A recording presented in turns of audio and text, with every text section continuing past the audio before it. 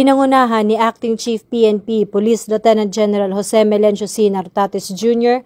ang pagbisita sa Philippine National Police General Hospital upang personal na alamin ang kalagayan ng mga pulis na nasugatan sa naganap na trillion peso march. Kasama niya si Secretary Juanito Victor C. Remulla ng Department of the Interior and Local Government Unit na nagbigay rin ng suporta at pagkalinga sa mga sugatang kapulisan. Sa pagbisitang ito, kanilang inalam ang mga datos mula sa mga medical staff tungkol sa paggamot, paggaling at kalagayan ng mga pulis. Bagamat nakaranas ng pisikal na pag-atake at tinamaan ng malalaking bato, bote at iba pa, nananatili silang disiplinado at may malasakit sa kanilang tungkulin.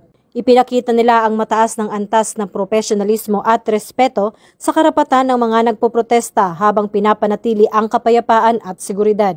Pinuri ni Police Lieutenant General Nartates Jr. at Secretary Remulla ang dedikasyon at sakripisyo ng mga pulis sa paglilingkod sa bayan.